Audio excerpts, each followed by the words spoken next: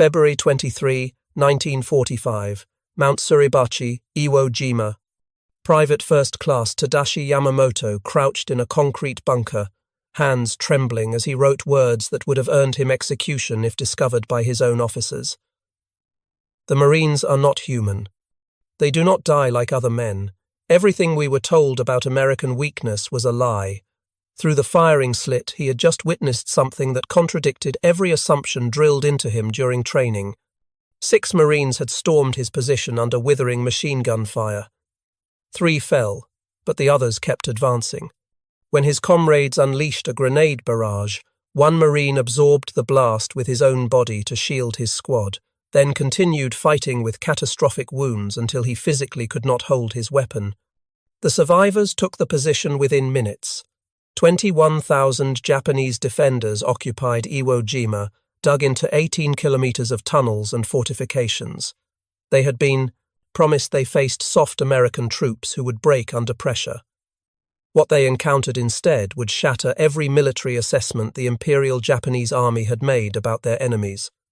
The mathematics of this miscalculation were being written not in strategic plans, but in the savage reality of close-quarters combat that would leave 26,000 Marines as casualties in just 36 days. The collapse of Japanese confidence had begun long before Iwo Jima. August 7, 1942, Guadalcanal in the Solomon Islands. Corporal Hideo Takahashi, veteran of the China campaign where Japanese forces had seemed invincible, wrote in his diary after the first week of fighting, "The Americans who landed are different from any enemy we have faced. They do not retreat when surrounded. They do not surrender when their position becomes hopeless. Most disturbing, they fight at night as if darkness gives them strength rather than fear." Guadalcanal was Japan's first defensive battle in the Pacific, and the Imperial Japanese Army expected an easy victory over inexperienced American forces. The 1st Marine Division that came ashore numbered just over 16,000 men. Japanese military intelligence had described Marines as elite troops, yes, but still Americans, products of a soft democratic society that valued individual comfort over collective sacrifice. Within days, every assumption proved catastrophically wrong. Lieutenant Shigeru Fukudome commanded a reinforced company ordered to retake Henderson Field on the night of August 20th. His unit of 200 men had defeated Chinese divisions 3 times their size. They advanced in textbook fashion, confident that Americans would panic in darkness. The Marines were waiting in carefully prepared positions with interlocking fields of fire. Fukudome's company walked into a killing ground. What happened next defied everything in Japanese tactical doctrine. Rather than fortify and defend, the Marines immediately counterattacked into the darkness, using automatic weapons with devastating precision. Fukudome's diary, recovered after his death 3 days later, recorded his shock. "They attacked us in the night. We are the ones who attack at night. They moved through jungle we considered impenetrable. They killed in silence, then vanished. By dawn, 90 men remained from my company." The Americans had suffered 12 casualties. The pattern repeated across Guadalcanal. Japanese forces, accustomed to enemies who crumbled under banzai charges, discovered Marines who held positions until physically overrun, then fought hand-to-hand with bayonets, knives, and fists. Sergeant Kenji Matsumoto, who survived 4 months on Guadalcanal before evacuation, wrote in a letter intercepted by American intelligence, "We were taught the Americans are individualistic, that they will not sacrifice for their comrades. This is false. I watched a Marine machine gunner continue firing with both legs shattered until Japanese infantry killed him at arm's length. His assistant immediately took the weapon and continued firing. We lost 40 men to that position. The Marine training that created such soldiers baffled Japanese military analysts. Private Yamamoto, who would later face Marines on Iwo Jima, first learned of them during intelligence briefings in 1943. The instructor, a staff officer who had interrogated captured Marines, seemed genuinely disturbed. The American Marines undergo training that would be considered criminal abuse in any civilized army. They are broken down mentally and physically, then rebuilt into something that barely resembles the soft civilians who entered. They are taught to view death in combat as honorable, to never surrender, to fight until physically incapable. This sounds familiar, yes? They have copied our Bushido, but added something we did not anticipate: American industrial capacity. The combination proved devastating. Japanese soldiers trained in the code of Bushido expected death before dishonor, but they fought with equipment increasingly inferior to American weapons. Marines underwent training nearly as harsh as Japanese soldiers endured, creating warriors just as willing to die. But those Marines landed with overwhelming firepower that made Japanese positions untenable. November 20th, 1943. Tarawa Atoll, Rear Admiral Keiji Shibasaki commanded 4,500 defenders in fortifications considered impregnable. The 2nd Marine Division proved him wrong in 76 hours. Private First Class Tadashi Ogawa, one of only 17 Japanese survivors, told interrogators what he witnessed. The first wave was massacred in the water. We killed hundreds. More craft arrived. The second wave died on the beach.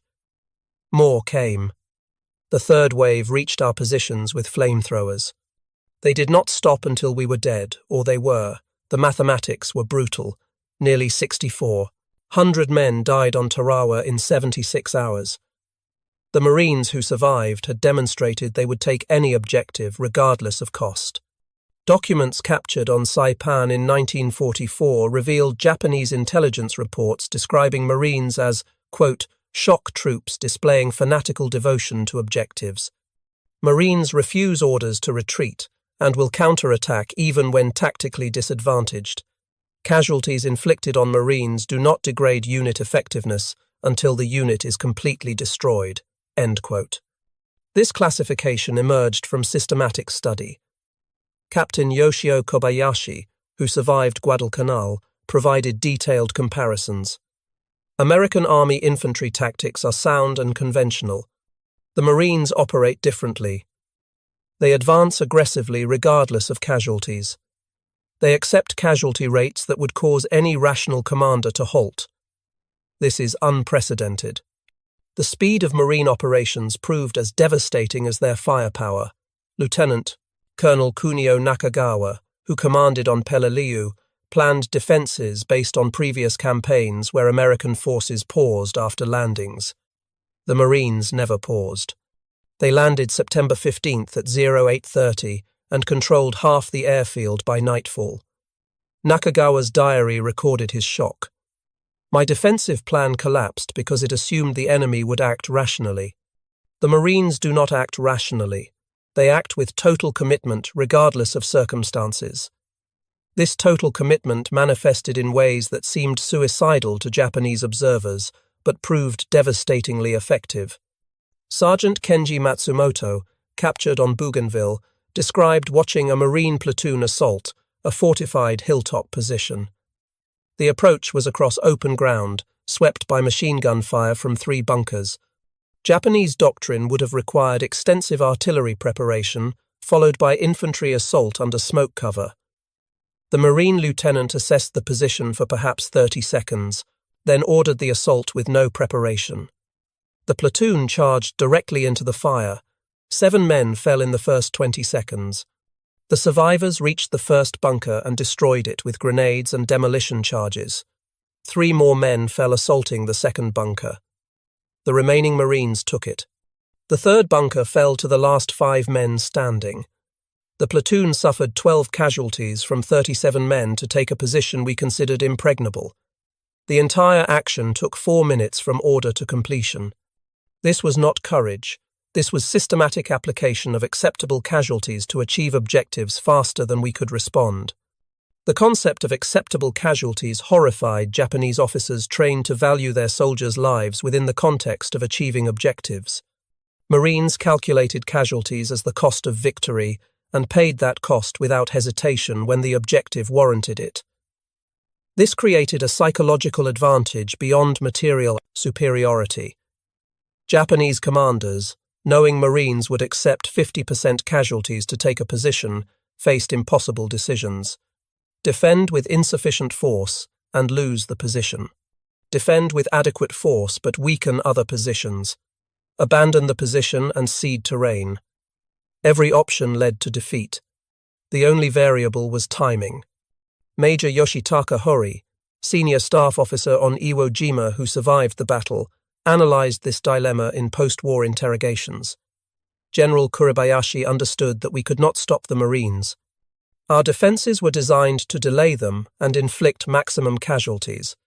We succeeded brilliantly at inflicting casualties. Over 20,000 Marines were killed or wounded in 36 days.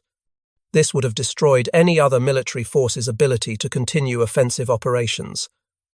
The Marines reinforced and continued attacking without any reduction in intensity. We calculated that inflicting 10,000 casualties would halt their advance for at least a week. They suffered 10,000 casualties in the first week, and their advance never slowed.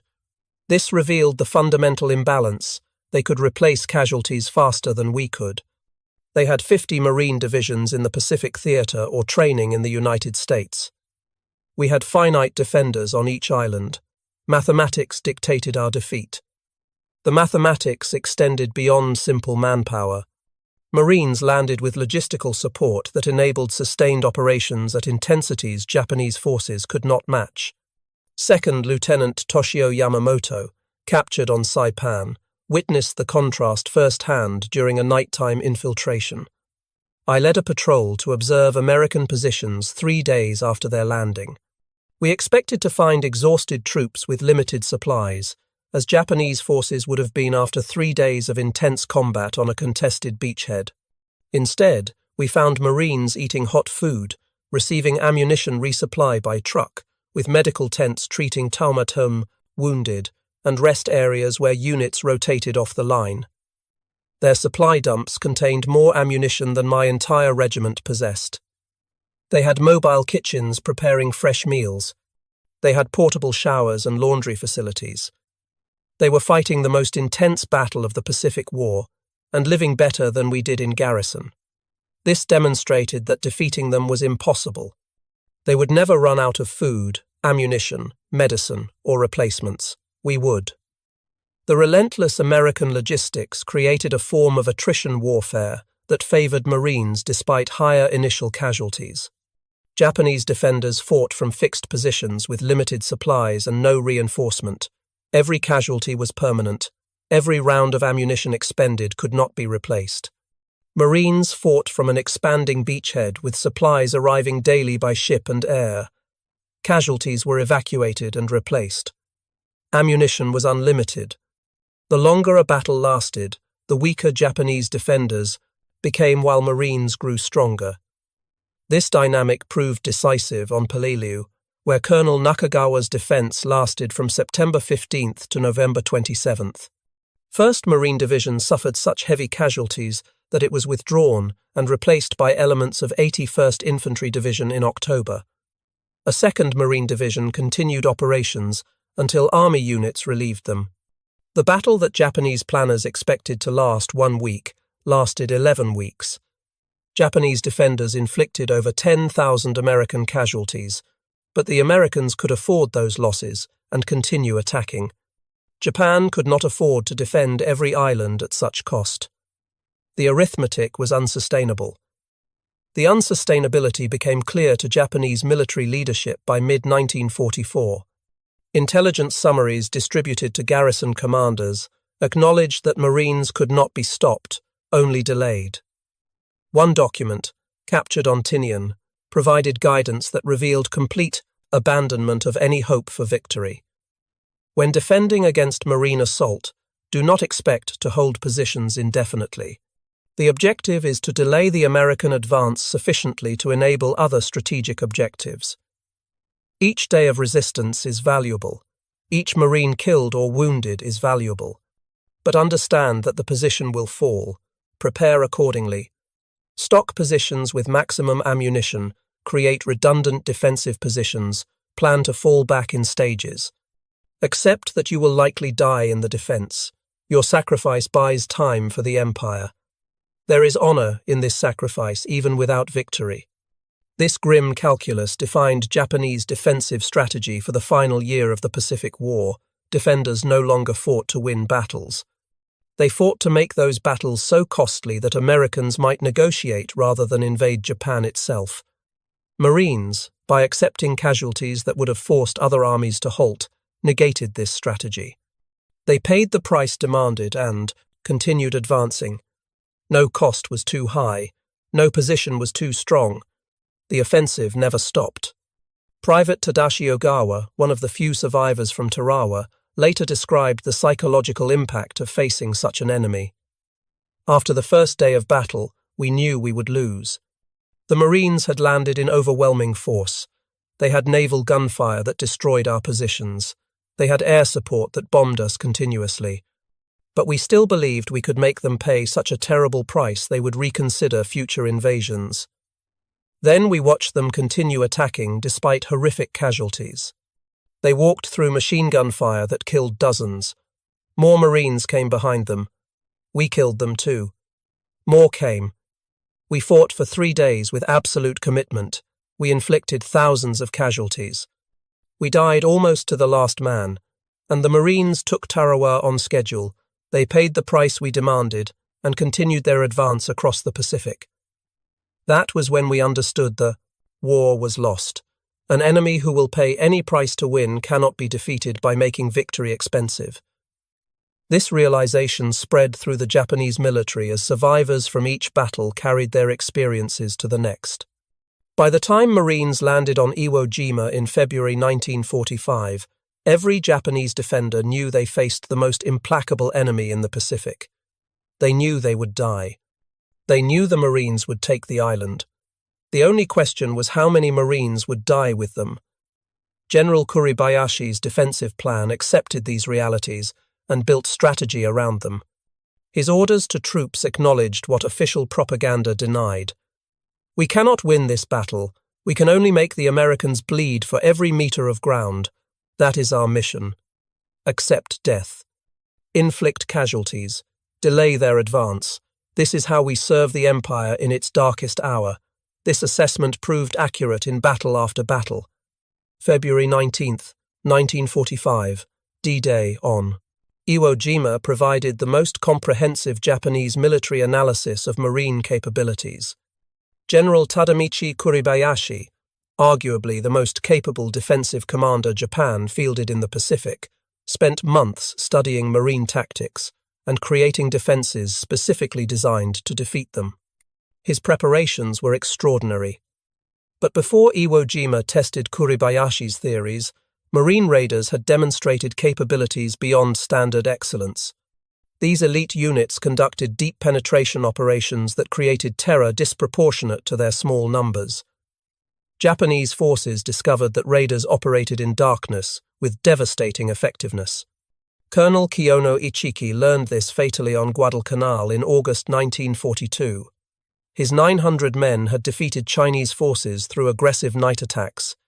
Japanese doctrine held that Americans feared darkness.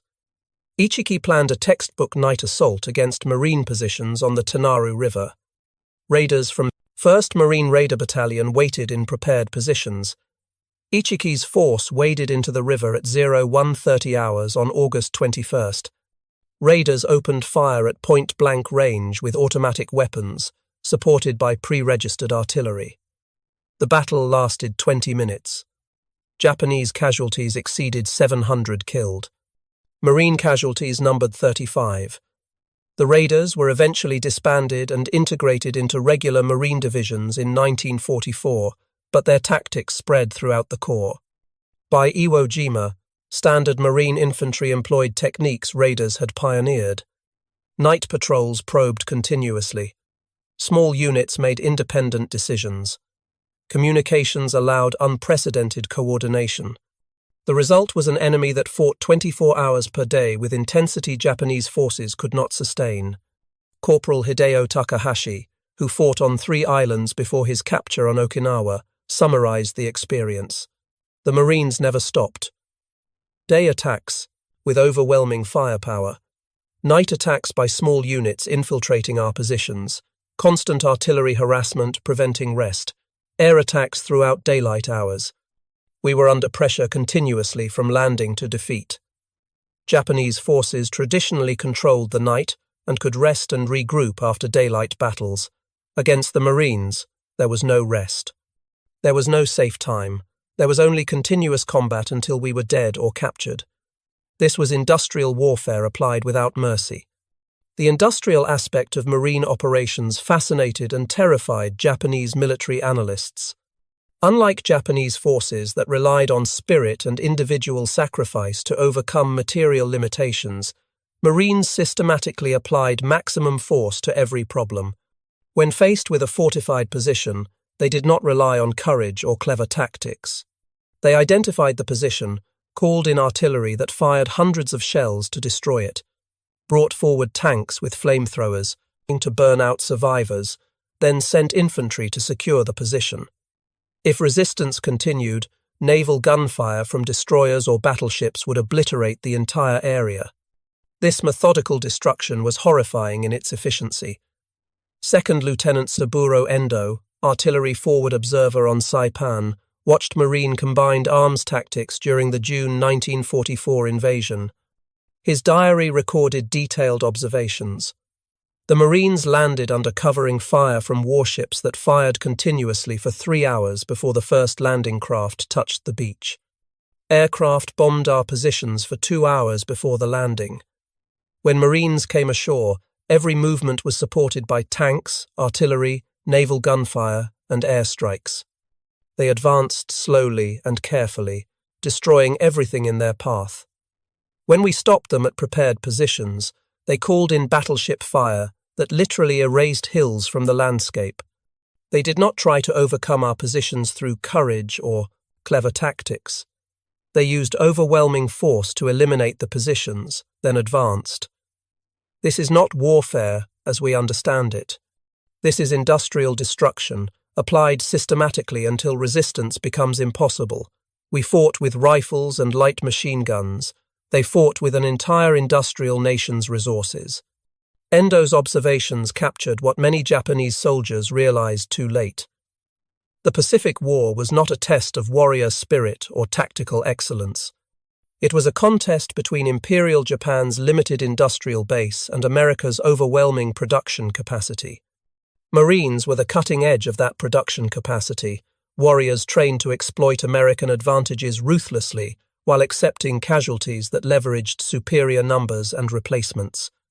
Against such an enemy, Japanese courage and tactical skill meant nothing. The outcome was mathematically determined from the start. Only the duration and cost remained variable. Kuribayashi banned the banzai charges that had wasted Japanese lives in previous battles.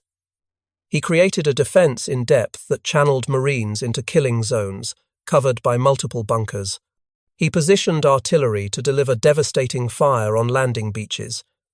He built 11 miles of tunnels connecting 1,500 cave positions. Every approach was registered for mortar and artillery fire. The beach was a death trap. 3 Marine divisions, 70,000 men, landed on Iwo Jima on February 19th. Kuribayashi's defences worked exactly as planned. Naval bombardment barely scratched the fortifications. Marines landed in neat waves and immediately took catastrophic casualties. Within minutes, the black volcanic sand was covered with dead and wounded. Japanese artillery observers called down perfectly coordinated fire. The assault seemed to be failing. Then something happened that Kuribayashi had not anticipated, though he should have from previous battles. The Marines did not withdraw to regroup. They advanced into the artillery fire.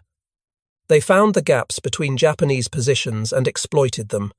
When bunkers stopped the advance, demolition teams crawled forward under fire to destroy them. When those teams died, other Marines took their place. The attack never stopped. Private First Class Tadashi Yamamoto watched from his bunker as Marines assaulted the position to his right. His diary records the incomprehension Japanese defenders felt. A Marine flamethrower team approached the bunker. We killed the operator. His assistant picked up the weapon and continued. We killed him. A third Marine took the weapon. We wounded him severely. He continued firing until the weapon was empty. Then he threw grenades into the firing ports until we killed him. By then, demolition engineers had reached the bunker entrance. The position was lost. This happened 30 times in the first hour. How do you defeat men who will not stop? The answer, as Japanese defenders discovered, was that you could not.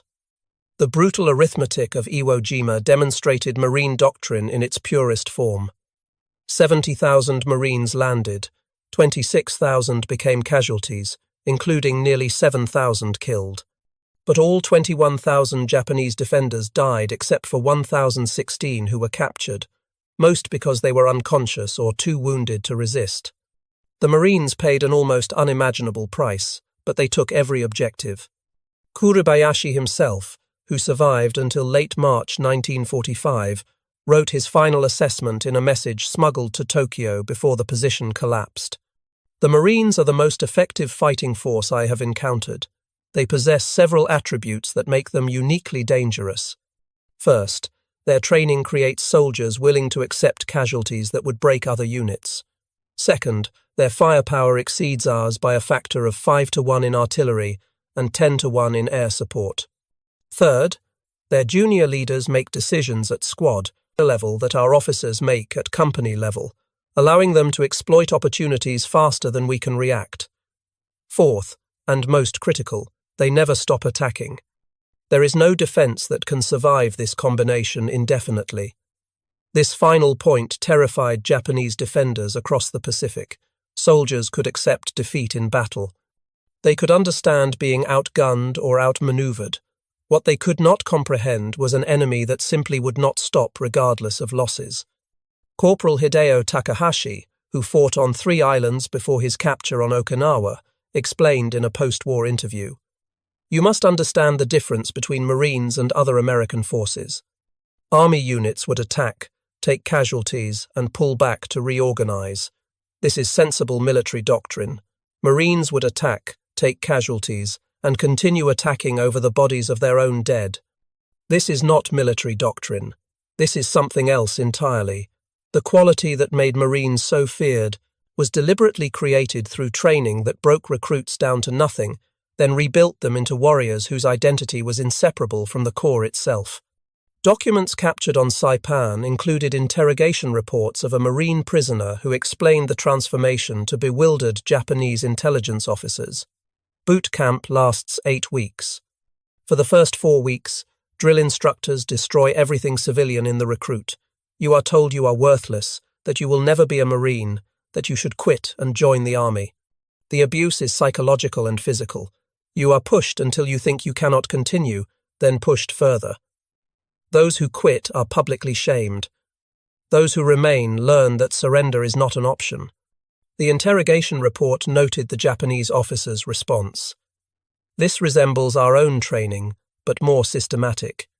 However, the Marine prisoner then described something that had no parallel in Japanese military training.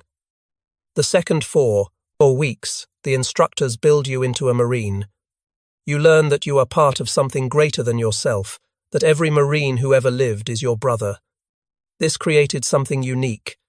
Marines fought because to fail was to betray every Marine who had ever lived. The psychological pressure created fighters who would advance when rational calculation said to stop. Japanese forces encountered this mentality in its most concentrated form during Banzai charges that should have succeeded but failed catastrophically. October 24 through 25, 1944. Saipan. Colonel Takuya Takashina led approximately 3,000 Japanese soldiers in a final Banzai charge against Marine positions. Japanese doctrine held that such an assault, conducted with absolute commitment, would shatter any defense through sheer ferocity and the defenders' fear of being overrun.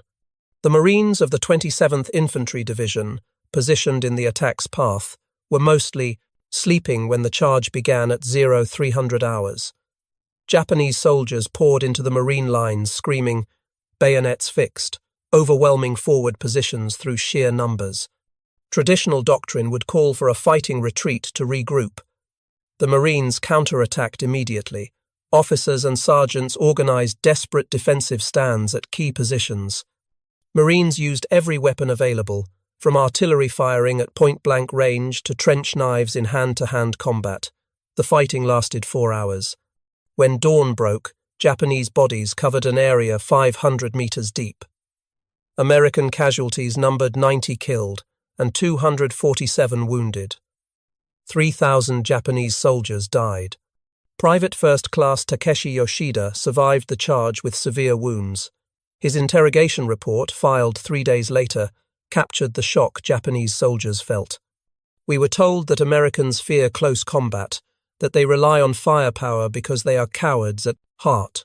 We charged into their positions expecting them to break. They fought us hand to hand and defeated us. I saw a Marine sergeant kill 7 men with a bayonet and a pistol before he fell. This is not cowardice. We were lied to. The lies extended to every aspect of Marine capabilities. Japanese propaganda had spent years describing Americans as soft, individualistic people who could not withstand hardship. Marines sleeping in foxholes filled with water, eating cold rations for weeks, fighting in 100-degree heat with 80% humidity, contradicted those claims. Japanese soldiers, supposedly trained for hardship, watched Marines thrive in conditions that taxed Japanese endurance to its limits. Corporal Kenji Matsumoto, who survived Guadalcanal before transfer to Bougainville, where he was captured in February 1944, described the contrast in conditions. We were on reduced rations by September 1942, rice twice per day, sometimes less. We supplemented with anything edible we could find in the jungle. We watched the Marines eat 3 full meals daily, sometimes more. They received regular resupply by air and sea. They had fresh water, medical supplies, ammunition without limit. We realized we were fighting an enemy who would never run out of resources. That understanding broke something in us. The material superiority Marines enjoyed was devastating. When faced with fortified bunkers, Marines called in artillery that delivered hundreds of shells in minutes, brought forward Sherman tanks with flamethrowers, and used naval gunfire that could level hills. If that failed, demolition teams would pack hundreds of pounds of explosives against positions. Lieutenant Shigeru Fukudome, before his death on Guadalcanal, wrote the most comprehensive analysis of Marine combined arms tactics captured during the war. The Marines do not fight like individual soldiers. They fight like the parts of a single machine. Riflemen fix our position. Machine gunners suppress our fire. Mortarmen deliver smoke to blind our observers. Artillery destroys our bunkers. Tanks advance with infantry following.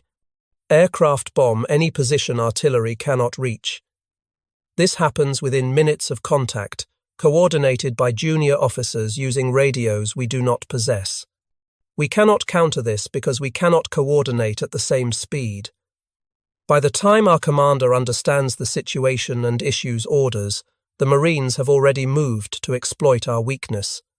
This speed of execution was possible because Marines delegated authority to the lowest possible level. Sergeants made decisions that Japanese doctrine reserved for captains. Corporals led assaults that required a lieutenant's authority in the Imperial Japanese Army. The result was an enemy that adapted faster than Japanese forces could react. When a bunker stopped a Marine advance, a sergeant would immediately redirect the attack through a different approach while calling in, supporting fire, all without waiting for orders from above. Japanese defenders often found themselves fighting enemies who appeared in unexpected directions because Marines had identified and exploited weaknesses before Japanese commanders recognized they existed. The most feared Marine weapon was not rifles or artillery, it was the flamethrower. Japanese soldiers, trained to die honorably in combat, discovered that flamethrowers offered no honorable death. Corporal Hideo Takahashi, captured on Okinawa, with burns covering 40% of his body, described the psychological impact. We were taught to accept death in battle as glorious. Death by bullets, bayonets, artillery, these are warriors' deaths. Fire is something different. You watch flames approach your position, you smell comrades burning alive. You hear the screaming. There is no glory in this death. It is industrial slaughter. This is what the Marines understood that we did not. Modern war has no place for glory. It is about killing the enemy as efficiently as possible, using the best tools available. This realization came too late for most Japanese defenders. By 1944, every Japanese soldier in the Pacific knew that facing Marines meant facing the most lethal combination of training, equipment, and doctrine the Americans possessed. Intelligence reports distributed to garrison forces described Marines with a mixture of respect and dread that bordered on superstition. One document, captured on Tinian in July 1944, provided detailed guidance on defending against Marine assaults. The report acknowledged several facts that contradicted years of Japanese propaganda. First, Marines are physically larger and stronger than Japanese soldiers on average, due to superior nutrition since childhood. Second, Marines receive more ammunition, better weapons, and more reliable equipment than Imperial Japanese Army troops. Third, Marine training emphasizes marksmanship to a degree unmatched by Japanese forces. The average Marine rifleman can hit targets at ranges where our soldiers cannot. Fourth, Marines operate with air and naval support that we cannot match or counter.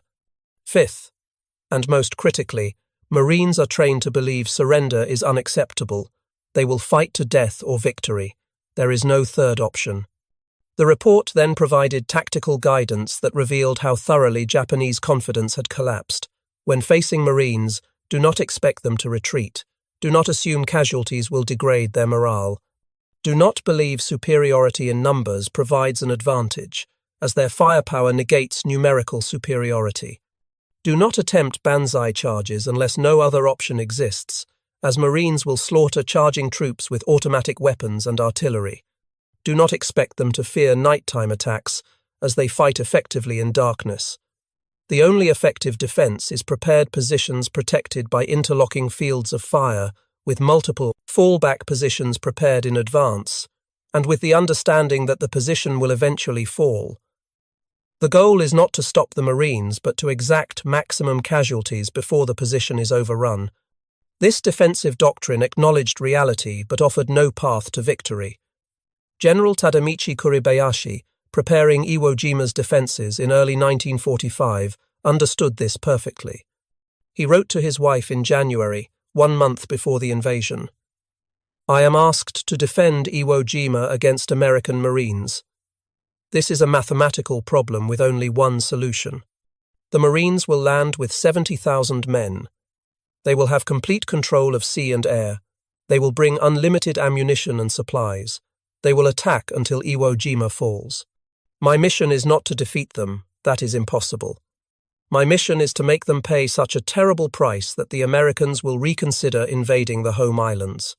Every day I keep them fighting is a day the Empire has to prepare.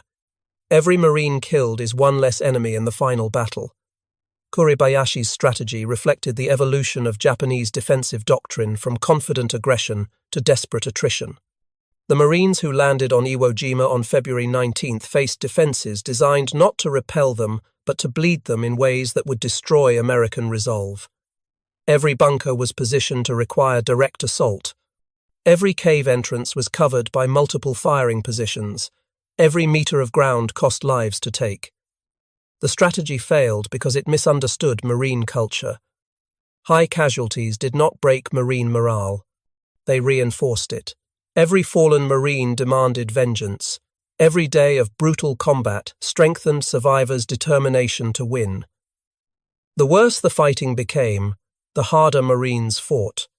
This was incomprehensible to Japanese military thinking, which assumed that even fanatical troops had a breaking point. Private First Class Tadashi Yamamoto, who survived until March 10th before dying in his bunker, wrote his final diary entry the night before. "Tomorrow the Marines will reach this position. We have killed hundreds of them in the past 3 weeks. More arrive every day.